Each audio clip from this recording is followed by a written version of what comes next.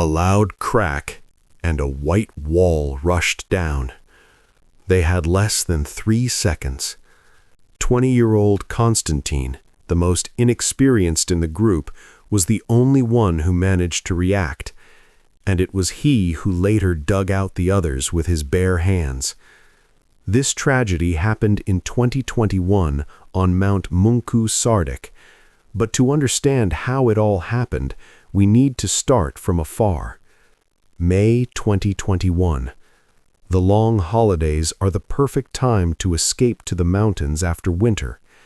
True, 4 days off isn't enough for a serious expedition, so tourists choose shorter routes. Munku Sardik is perfect for this. A day for the journey one way, a day for the ascent, and another day for preparation or climbing a neighboring peak. A few words about the mountain itself.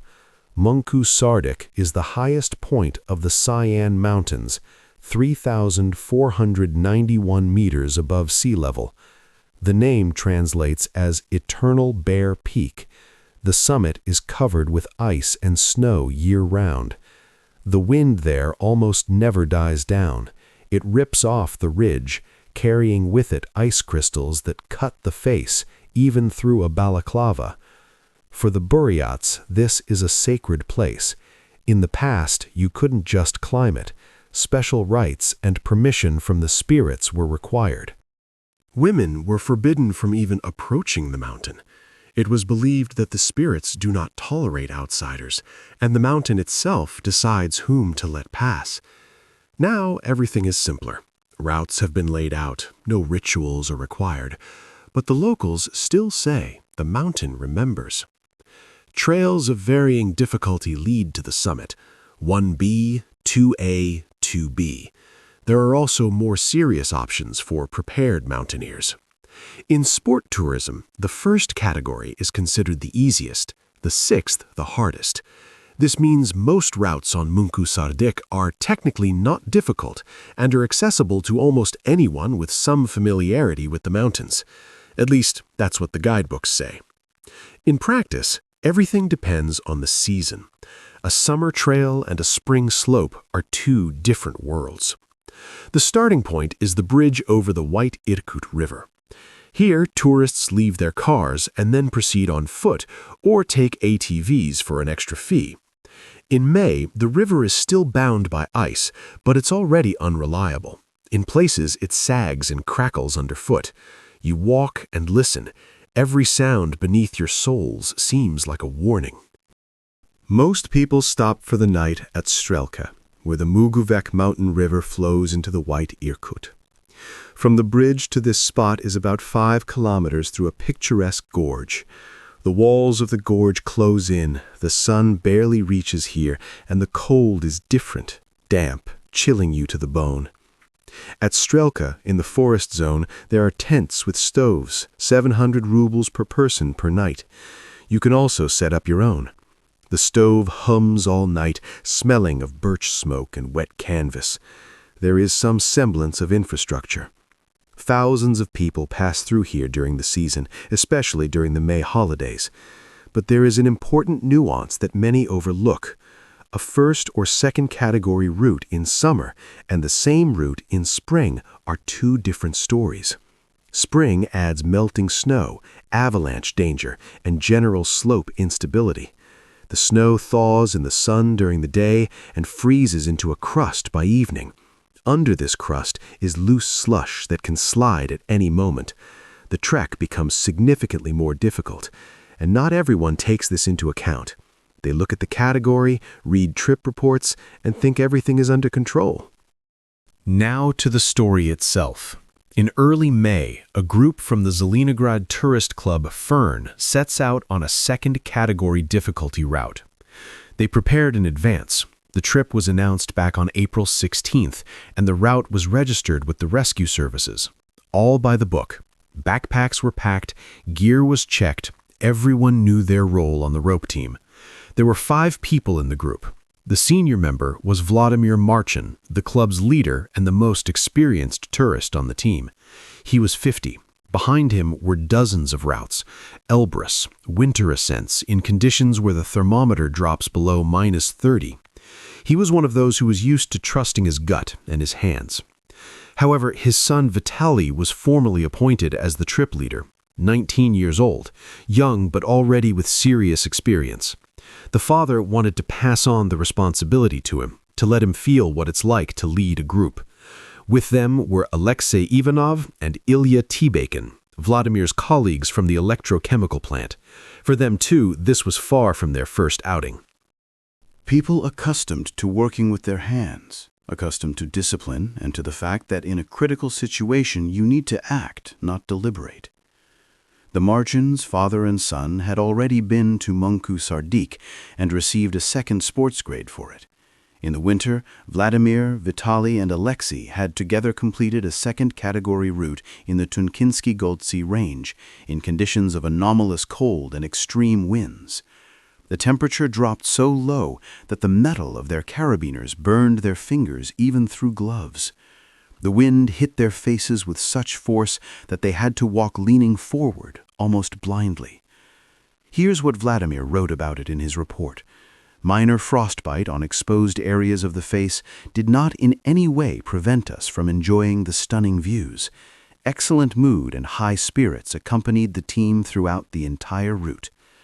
He had this ability to turn an ordeal into an adventure, to see beauty where others see only suffering. The only relative newcomer was Konstantin Volkov, 20 years old with a few trips behind him, but nothing comparable to the experience of the older members. He looked up to them and trusted them completely. When you're with people who have been on Elbrus, who have completed winter routes in anomalous cold, it seems like nothing can happen to them. They know what they're doing. They've foreseen everything. Around the same time, Andrei Zakulkin crossed the same pass for the first time. Here are his words about the state of the mountain. The route is not difficult. Both women and older people climb it. There are always a lot of people there, thousands of them. The weather is changeable. A fierce wind can blow for half the day, then the sun comes out. It's impossible to predict. But on the summit, the wind is always strong. The mountain seems to breathe, and its breath knocks you off your feet. On May 2nd, 2021, the group set out on the route. The morning was clear but cold. The snow crunched underfoot, that special sound it makes when the temperature is around 0 or slightly below. They walked through the gorge, past frozen waterfalls, past rock ledges covered in frost. Their backpacks pressed familiarly on their shoulders, their trekking poles rhythmically plunged into the snow. Ahead lay a slope they already knew, a familiar route, a familiar mountain. By evening, they had reached the base of Gorlov Pass. 10 hours of trail breaking through deep snow. Their legs ached, blood pounded in their temples. Their breathing had long since devolved into a ragged rhythm. The fresh snow gave way under their weight. Each step required effort to pull out a leg, move it forward, and sink in again. It exhausts not only the body, the mind gets tired too. Attention wanders. You start thinking about only one thing: reaching the destination, setting up camp, taking off your backpack, getting warm. It was about 6:30 in the evening. The sun was already setting. The shadows on the snow grew long and blue. The temperature began to drop. They were about 300 meters from their intermediate goal. On May 3rd, rescue services receive a message. An avalanche has come down on Gorlov. A registered group of 5 people was in that area. The caller spoke incoherently, his voice breaking. The connection is poor in the mountains. Words would disappear, then return in fragments. He explained that he had managed to get out himself and dig out 2 of his companions. One of them, the group leader, was already dead. The whereabouts and condition of the other 2 were unknown at that time. Night. Cold. Somewhere under the snow, people might still be alive.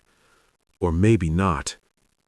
Due to bad weather and approaching darkness, the rescuers flew to the site only the next morning. Searching in the mountains at night is pointless and dangerous. One wrong step and the rescuers themselves could end up under an avalanche. In the morning, a helicopter rose into the gray sky and headed for the pass. There, they discovered the bodies of 2 more victims, 10 meters from the first one found. Father and son, 10 meters apart. The result? Out of 5, 3 did not survive. So what happened on the slope? Tourist Grigory Gavrilov, who was at the base camp that day and also planning an ascent, describes it like this. His group was at the lake and heard the avalanche come down. First, a dull thud, as if something huge had burst inside the mountain. Then a growing roar. In the camp, even the tables shook. The vibration traveled through the ground, through the rocks, through everything. Most likely the slide was triggered by an earthquake, a micro-tremor that no one noticed, but the mountain did. Grigory himself did not go to the summit that day. He had a bad feeling. He couldn't explain it. He just felt he shouldn't. According to him, the mountain is actually not easy, although it's positioned as very accessible. It's very cold there. You need professional mountaineering clothing and avalanche safety gear, but most people only have a helmet, an ice axe, and crampons. People come as if for a stroll. They look at the statistics, thousands of people pass through, and think it's simple. The statistics don't tell you about those who were unlucky. Ironically, the least harmed was the most inexperienced member, 20-year-old Konstantin Volkov. The avalanche only grazed him. The mass of snow passed by, pushed him, knocked him off his feet, but didn't cover him completely. He quickly got out on his own, spitting out snow, not immediately understanding what had happened. His ears were ringing. The world around him had changed in seconds. Where people had just been, there was now white chaos. Here's what he recounted later. We heard a loud crack and saw a slab of snow moving toward us. It was very scary. Fear isn't quite the right word. It's something else. When you realize there's nowhere to run, that you're about to be buried, time stretches. Every second becomes long and viscous. You see everything. How the snow rolls down, how it kicks up white dust, how your companion next to you tries to turn and doesn't make it in time. But Konstantin didn't panic. Something inside him clicked. Maybe instinct, maybe that youthful foolishness that sometimes saves lives. He immediately rushed to dig out his companions, with his bare hands, because there was no shovel. Snow packed under his fingernails. His fingers went numb almost instantly, but he kept digging. Methodically, quickly, thinking of nothing but one thing. Someone is down there. And he succeeded. He pulled out Ilya Tabakin. He was alive. He coughed, started breathing, opened his eyes. Together they found Vladimir Marchin under the thick snow, but he was no longer breathing. His face was calm, almost peaceful. Snow had filled his mouth and nose. He had suffocated in the first few minutes. They couldn't find the others. The layer of snow was too deep. They dug as long as they had the strength. Then they realized, without shovels, without probes, it was useless. This is how Ilya Tabakin recalls that moment.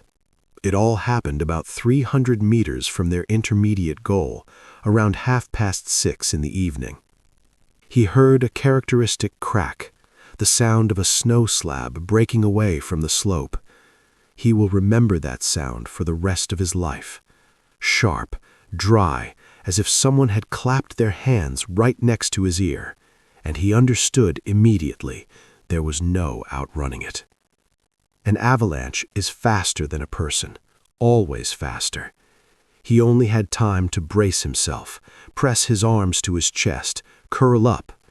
He felt an impact, heavy with his whole body. For a few seconds he was tumbled inside the mass of snow, like in a washing machine. He didn't know which way was up or down. Then everything stopped. Darkness, pressure from all sides. The snow was dense, compressed. He couldn't move. It was hard to breathe. There was little air. And silence. The absolute silence that only exists under the snow. The survivors spent the entire night until morning next to the body of their fallen companion, wrapped in sleeping bags. A night in the mountains at such an altitude brings a special kind of cold. It penetrates everywhere, into the sleeping bag, the clothes, the bones. Your teeth chatter so hard your jaw aches. You can't fall asleep and you can't stay awake. The body shuts down in snatches for a few minutes. Then you wake up again from the cold and the realization that a dead man is lying next to you, that somewhere under the snow are two more, that there's nothing you can do, only wait for dawn. On the morning of May 4th, they were evacuated by helicopter to Irkutsk and handed over to doctors. Both were in a state of shock, frostbite on their hands and faces. Ilya barely spoke. He just stared into space. Konstantin was holding up better, but his hands were shaking. His body hadn't yet realized it was over. The search and rescue operation was coordinated by an experienced rescuer. He recounts, "We set out at night, as soon as the report of the avalanche came in.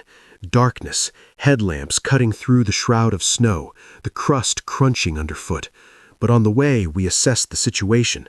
The risk of subsequent slides was too high. The snow on the slopes was unstable. Any sound could trigger a new avalanche. We made the decision to turn back and wait for dawn."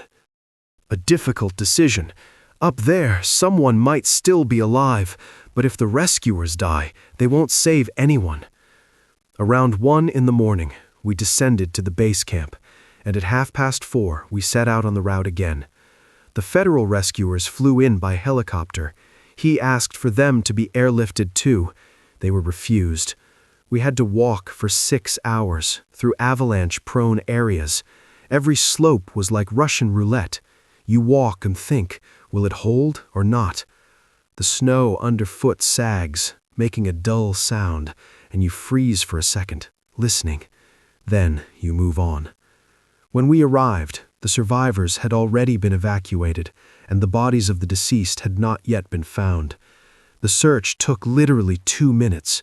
2 bodies lay 10 meters from the first one found, Vladimir Marchin, father and son, Vitaly and Alexei. They were buried almost simultaneously. They didn't have time to do anything, not to shed their backpacks, nor to try to swim out. The avalanche was too fast. At the side of the slide, you could see that the snow mass had slid down as if from an ice slide, a smooth chute, and at the bottom, a pile of snow blocks. Experienced tourists know you don't cross avalanche-prone areas in the evening. You do it early in the morning when the snow has frozen overnight and holds firmer. After a snowfall, mountaineers usually don't go into the mountains at all for a day. The snow needs to settle, to compact. Otherwise, it's a lottery. In all likelihood, the group, walking on fresh snow, cut the layer of the snow mass themselves, which then slid down. They became the trigger. They walked, breaking trail, each step disturbing the fragile balance. And then the balance was gone. Master of sports in mountaineering Alexander Klepikov explains the mechanics of what happened. When fresh snow that hasn't had time to compact settles on top of old snow, a slippery layer forms between them. The old snow is dense, the new is loose. They don't bond with each other. And if there's also wind transport from above, fresh snow is blown onto the slope, the layer grows, the risk of a slide increases many times over. In the week before the tragedy, an extremely dangerous situation had developed in the Cyans. Heavy precipitation, strong wind, perfect conditions for an avalanche. Klepikov himself was there for a mountaineering camp and cut the event short by 3 days due to the weather. He looked at the slopes and saw it was a time bomb. In his opinion, the group leader slightly underestimated the situation. They set out from the bridge and broke trail for 10 hours through deep snow, reaching the base of the pass. They got there at 6:30 in the evening, tired, exhausted, with one thought: to reach their destination. If they had stopped a little earlier, spent the night, and set out in the morning on the frozen crust, perhaps the tragedy could have been avoided. Perhaps. In the mountains, there are never any guarantees. Experts are certain. Most often, the victims of the mountains are either completely inexperienced tourists or, conversely, overly experienced ones, those who overestimate their abilities. Novices die from ignorance, the experienced from overconfidence. Both are traps. During the search operation, rescuers noticed an important detail. The victims' backpacks were tightly fastened, the straps of their trekking poles tightened on their wrists. This means one thing: they were not expecting an avalanche. They were not prepared for it. They were walking a route that thousands of people had walked before them. When crossing avalanche-prone areas, it is recommended to unfasten the chest strap and waist belt of your backpack and to remove the wrist loops from your poles. The logic is simple. If you get caught in an avalanche, you can quickly shed your gear and try to swim out of the snow mass. You use your arms like a swimmer. You try to stay on the surface. The chances of survival increase significantly. But for that, you need to be thinking about an avalanche in advance, and they weren't. Usually, in such analyses, it is customary to point out the specific mistakes of the participants or the leader. But here, it's not so clear-cut. It would seem everything was done correctly. An experienced group, a competent leader, registration with the rescue services, checked gear. They were not reckless novices. They knew what they were doing. And still, it seems the cause was a tragic confluence of circumstances. The earthquake that no one felt, the fresh snow that settled the wrong way, the time of day when the slope was already starting to let go. Everything converged at a single point, and that point proved fatal. That happens too. The mountains don't forgive, but they don't always warn you either. And yet, one thing is worth noting. Experienced tourists often underestimate lower mountains. The logic is something like this: since I've climbed 5,000ers, since I've been on Elbrus, since I've survived winter routes, I can relax a bit here. The category isn't high. Grandmothers practically walk this route. It's a trap, a dangerous one because it's subtle. Munku Sardik is no Everest, but it kills, and it did kill. In any mountains where there is snow, especially in the off-season, it's worth taking avalanche gear. At a minimum, avalanche shovels or at least avalanche ribbons. Ribbons weigh almost nothing. It's just a bright strip of fabric that trails behind you and stays on the surface if you get buried. They will find you by it. An avalanche beacon is even better. It beeps and rescuers follow the signal. All of this can save a life. The bodies were found quickly, which means there was a chance to dig everyone out in time if they had had the right equipment. 2 minutes for the search. If they had had beacons and shovels, maybe they would have made it. Maybe not. But there would have been a chance. And even if you have none of that, you cross avalanche-prone areas with a large distance between members, not roped together, not one after another, but with a gap of tens of meters. Then there's a chance the avalanche won't bury everyone, and the remaining members can quickly dig out their companions. Constantine survived for this very reason. He was walking slightly to the side, and the avalanche only caught the edge of him, and he dug out Ilya. One person, one pair of hands, and one life saved. Separately, it is worth mentioning the actions of Konstantin Volkov. 20 years old, the most inexperienced in the group, his first serious trek, and he didn't panic. He didn't run down to save himself. He didn't sit in the snow with his head in his hands. He started digging immediately. With his bare hands, in shock, not fully understanding what was happening, but he dug and saved a man's life. Not everyone can do that. Even experienced mountaineers sometimes lose their composure in a critical situation, but he didn't. Maybe this is what distinguishes some people from others. Not experience, not training, but something inside that switches on when everything goes to hell. Alexei Ivanov, Vitaly Marchin, and Vladimir Marchin, father and son, died. They were 50 and 19 years old. 2 generations, one passion. They went to the mountains together, froze together, conquered routes together, and they died 10 meters apart from each other. Alexei left behind a young wife. She wrote on social media, "You will be in my heart forever." A few words. What else can you say? Vladimir left a wife and an adult daughter. His status on social media read, "The mountains are calling." He answered, and he remained in the mountains forever. Now this phrase sounds different, not like a motto, but like an epitaph. A sad story. And the conclusion here, perhaps, is only one. Prepare for easy treks exactly as you would for difficult ones. The mountains don't divide people into experienced and novice. The mountains simply are, and we come to them as guests, and we don't always return.